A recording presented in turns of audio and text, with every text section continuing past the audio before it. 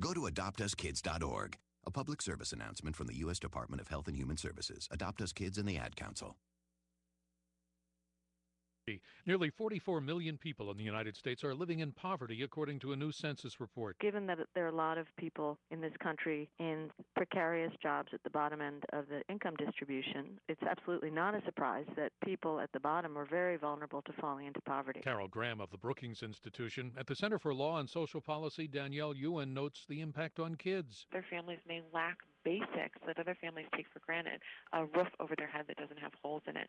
Food for 3 meals that is nutritious and meets their growing needs. I'm Dan Raviv in Washington. Also in this census report, the number of people without health insurance in the U.S. went up by more than 4 million in 1 year to almost 51 million uncovered. That's 17% of the population. Among non-Hispanic whites, it's 12%. Among black people, 21% without medical coverage. Among Hispanics, 32%. CBS News Update. I'm John Hartshey.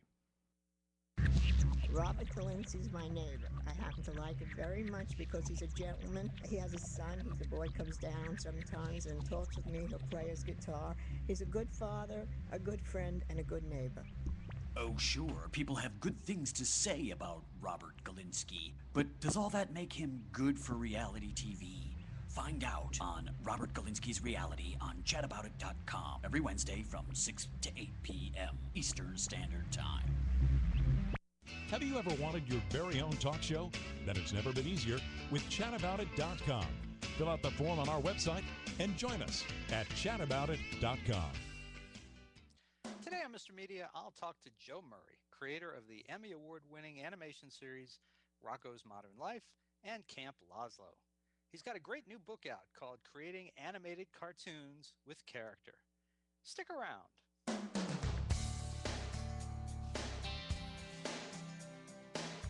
So much media, so little time.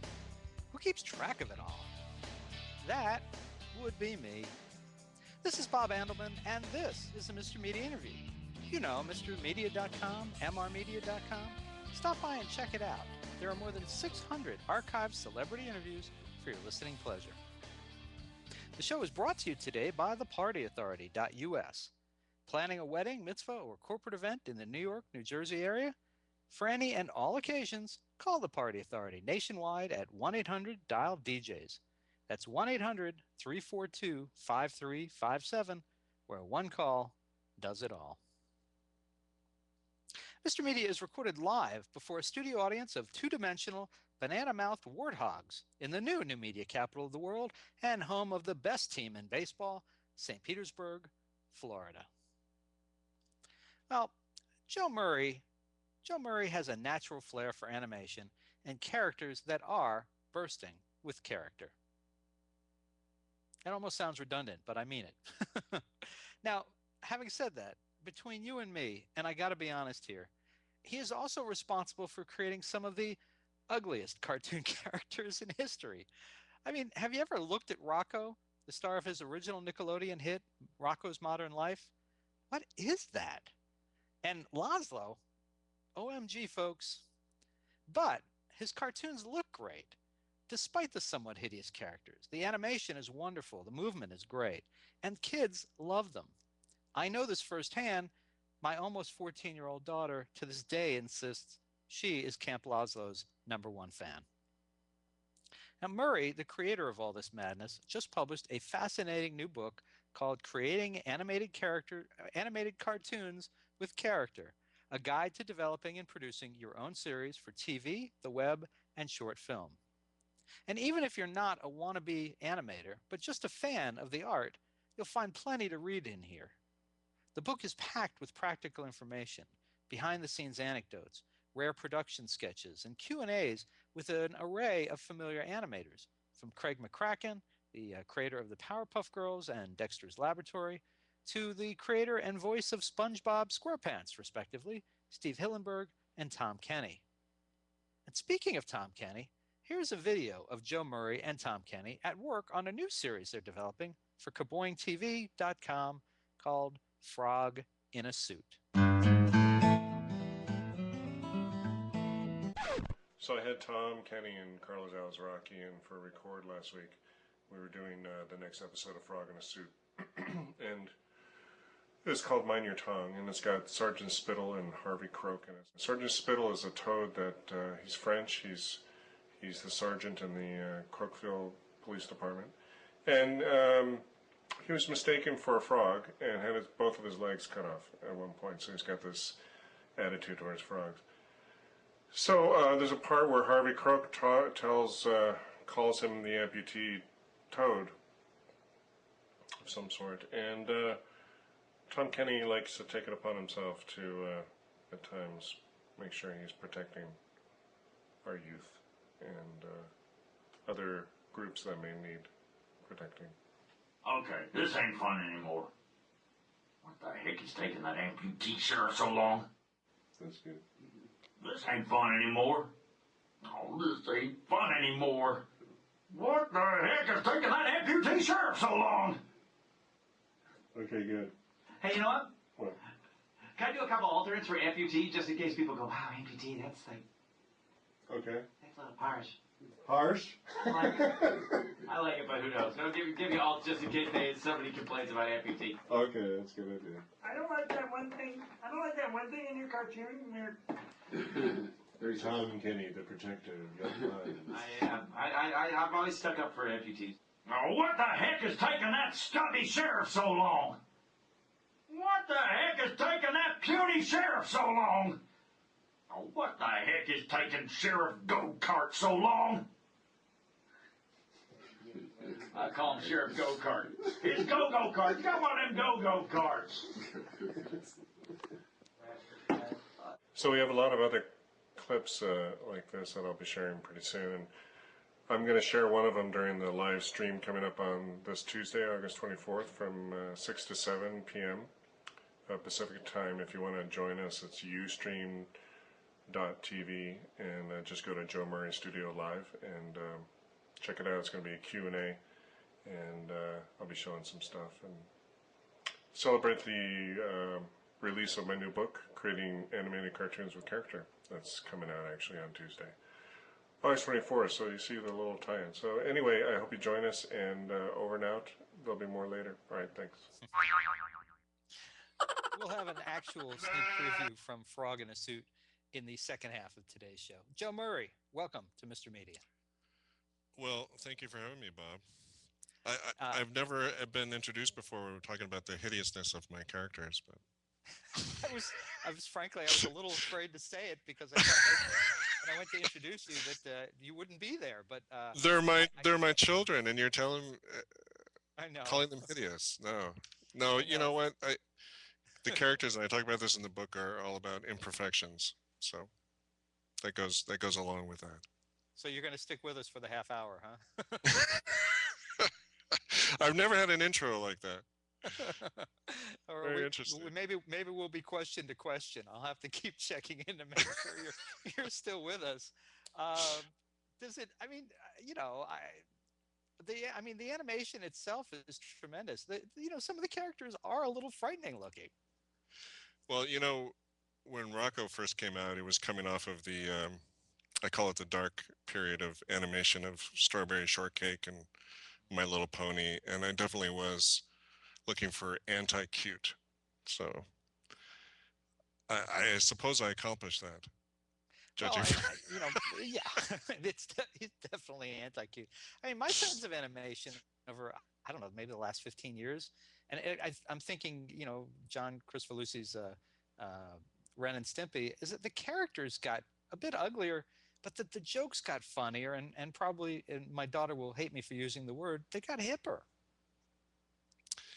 Well, there always was an audience for animation that wasn't being catered to, and it's not always, there was this attitude of it's only a children's medium, and cartoons on television should only be aimed at children, and that was not the case. And it took Nickelodeon in the early 90s to take a chance and say, hey, there are other cartoon viewers out there. And it definitely is. And then, The Simpsons started tapping into that, Family Guy. I mean, Flintstones at the beginning was an adult show, showed in prime time. But it seemed that later on they kind of lost that. And there was also an attitude of kids will watch anything. that you put on the air, and you can talk down to them. And kids are smart. Kids know entertainment, especially now these days, even more so. So yeah, they got hipper, they got smarter. It seemed like Rocco and Ren and Stimpy, and I guess a little bit later Johnny Bravo. They reminded me of sort of the early '70s, late '60s, the underground comics, where it looked on the surface, if you just look quickly, the images looked like they were for kids, but the content was clearly aiming higher.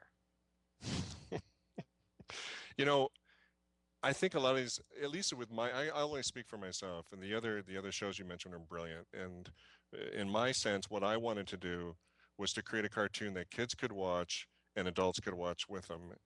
Have the parents sit next to their kids on the couch and enjoy what was going on. And what I get and what we were trying to do was that there are levels of the cartoon that you understand when you're 6, you get a few more jokes when you're 9, and you get a lot more jokes when you're in college.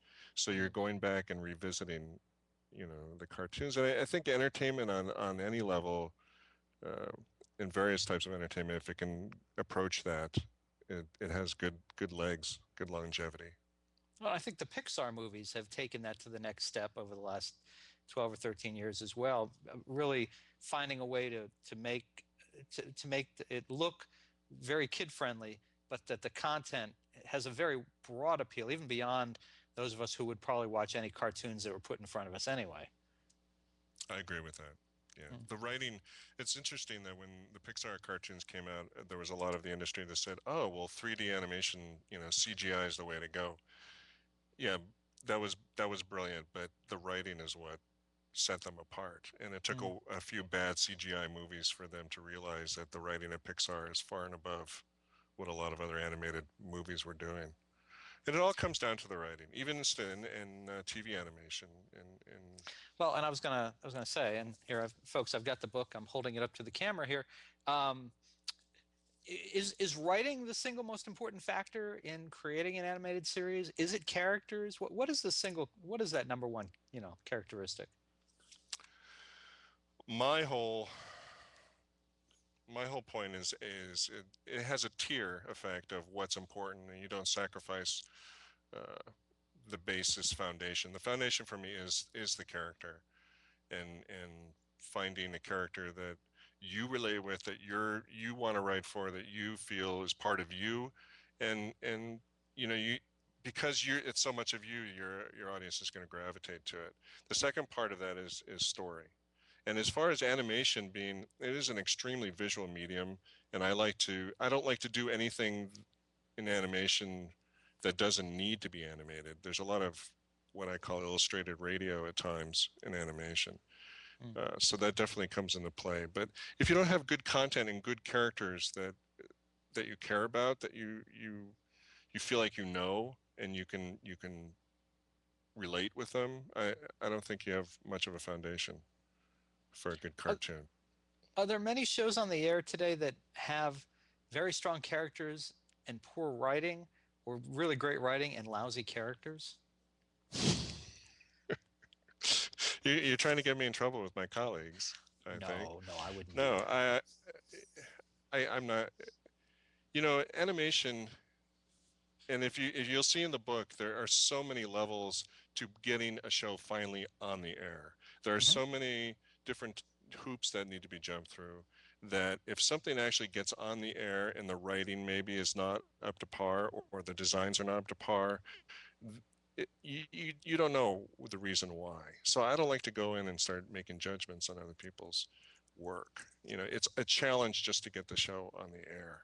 So that's, without naming a show or a creator, because I can appreciate you not wanting to do that. Let me ask the question in a broad way. Are there shows that actually go the process that you outline in the book for going from that little sprig of an idea to full series and commitment, is it really possible that somebody could make it all the way to a series and then not have one of those two elements? Would somebody really green light a show like that? Yes. Okay, there's a good answer. Yes, definitely so. I've seen it happen. Yeah. Okay. And it's strange because one of the reasons why I'm starting this animation website called kaboingtv.com, which I want to bring more creators who maybe have not made the cut in the network realm to come into internet, being able to share what they have with the audiences, even though the networks don't always have the right answers. The networks don't always, just because you get rejected by network doesn't mean it's a great idea. It's not a great idea. I know of a show in particular, I won't say what it is, but the pilot was not very well done, and there was one gag in the pilot that tested off the charts with the focus group testing, and they decided to greenlight the show based on that. And there are stories like that happen.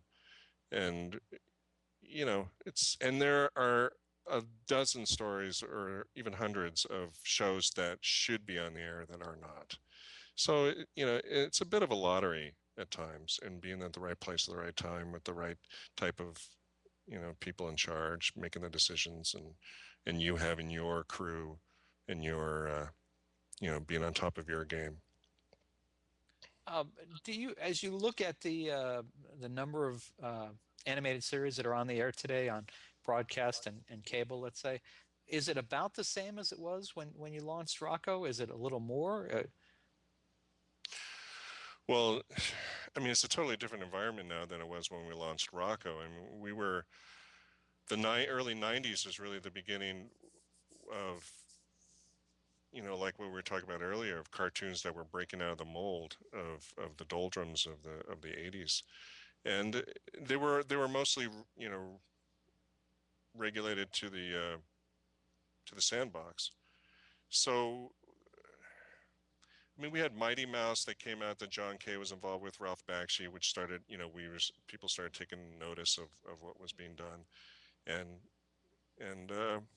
then there was Who Framed Roger Rabbit came out, which everybody started saying, oh yeah, what about those great cartoons that used to be around, the Bugs Bunnies, and it created this whole new resurgence of cartoons for that time. So that said, I mean, it took Nickelodeon, it took Cartoon Network to start taking chances, putting some money into some new cartoons, and then it was shown that they are successful commercially, and just like any other industry where there's money, other properties will follow, and risks will follow. And so there are, but what I'm seeing is now, though, is that with ad revenue starting to drop a bit for the television realm and picking up in the internet realm, television is not. There are less risks being taken, in my opinion, with what's out. One of the interviews you have, and one of my favorite features in the book, because I'm not reaching out to become the creator of an animated series at the moment, is I love your stories, and I also love the Q&As with creators. And one of the ones you have is with Everett Peck, who created Duckman, which I think is one of the great forgotten series of I think the 90s. It was on USA Network. Just completely subversive, outrageous show. Jason Alexander was the voice of Duckman. Somewhere I still have a press kit for it out in the garage. It really was, and Everett is. I knew Everett from his illustration days in the 80s, where I was making a living as an illustrator as well. And when he came out with Duckman, I think it was one of those series that really was ahead of its time in a lot of ways. And there's new box sets out that everybody should revisit because they're brilliant. And yeah, I agree with you. I think it was a little bit overlooked, especially in the time of The Simpsons. And again, the writing was where it needed to be at the time. I think there were a few things that happened in the 90s with some of these cartoons that were coming out that people just like, what is this? How am I going to place this in a compartment in my mind? And I think some of them, if they revisited them now, which I'm actually finding with a lot of people with Rocco, they revisit and they say, okay, I can see now what you were trying to do with that. At the time I was like, what is this? And You know, I don't think it's a bad thing. You completely, in fact, they always say if everybody latches onto something right away, then you're in trouble. I think you're not taking enough risks if everybody just completely gets it at first. And I think the best art forms out there will show you that they were probably rejected at first. And so I told you earlier that one of my favorite stories in the book, it comes a little late in the book now because it's not fiction. I don't feel bad about asking you to give this away. Tell the story, even though it's late in the book. There's not a linear story being told. It had to do with the influence of toy manufacturers on animation. This had to do with the early days of Rocco. I think you know the story I'm talking about. Would you mind sharing it with listeners? yeah, I think it's called A Not So Funny Story About Rocco, which is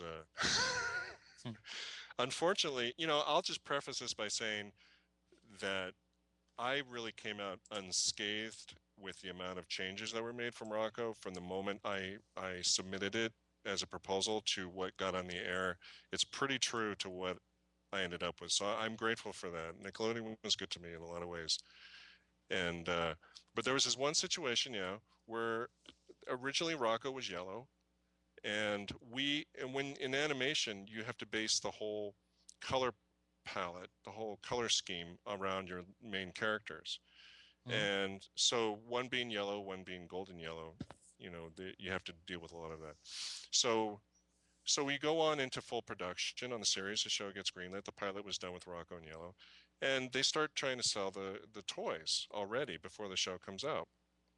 And there was one major plush toy maker, which will go nameless, who said, "Yeah, we like this property, but we already have a toy that is yellow, and could you change his color, and then we'll sign on."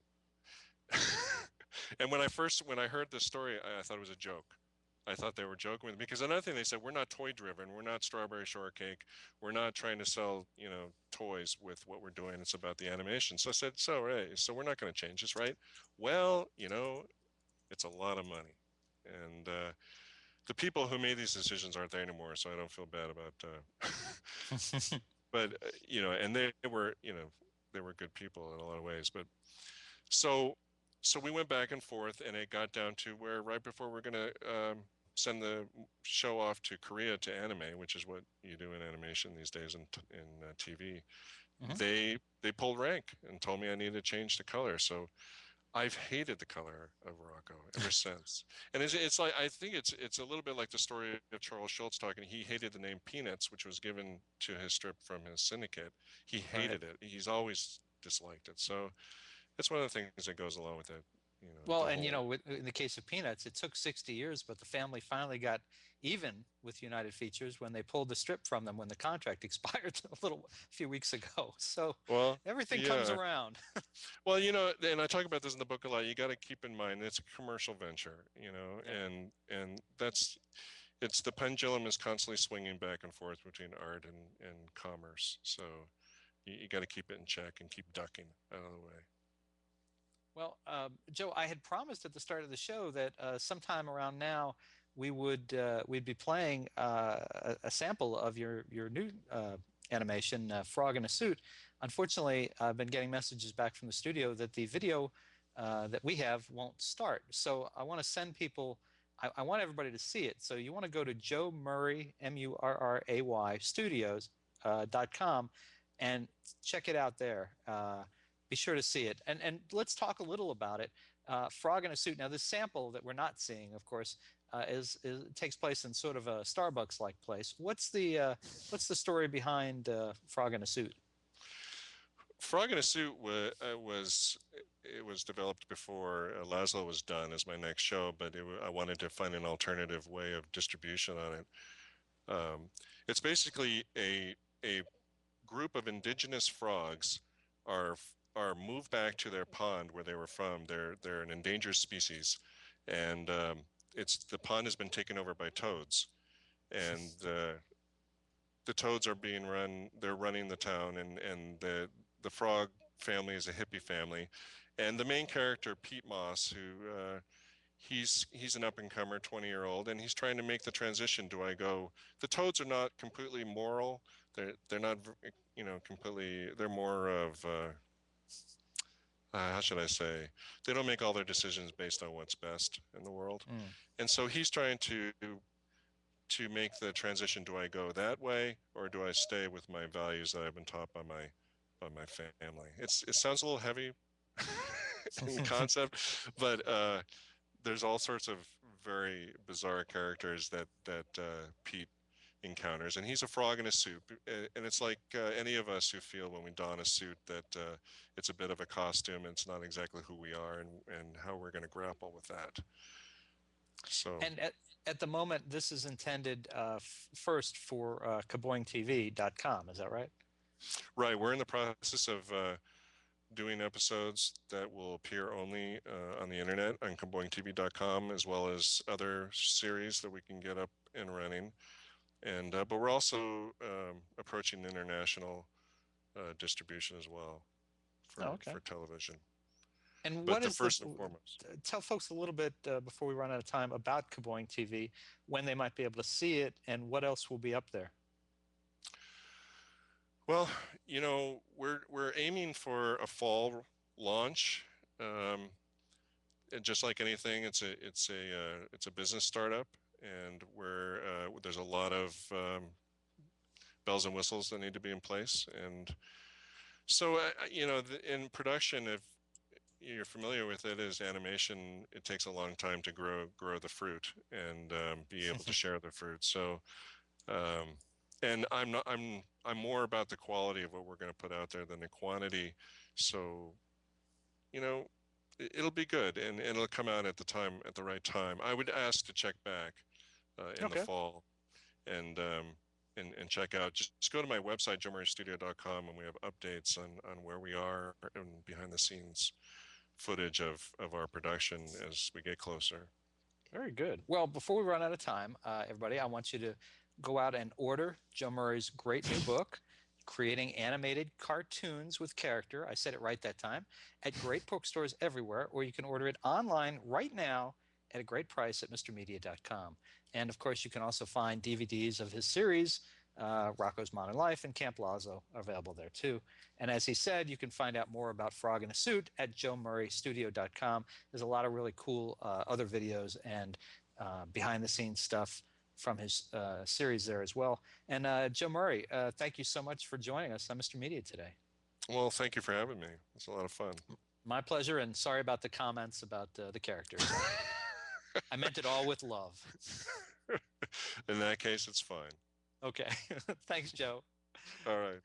All right. And folks, for more original interviews with your favorite animators, and there are some on this site, surf over to our main website, MrMedia.com. And subscribe to Mr. Media on iTunes, and you'll never miss a show. Just search Mr. Media Interviews from within iTunes and subscribe for free. If you've got an idea for a guest, email me directly at bob@mrmedia.com. Thanks so much for joining us today. Always appreciate you giving up a little piece of your day and spend it with us. Thanks for listening.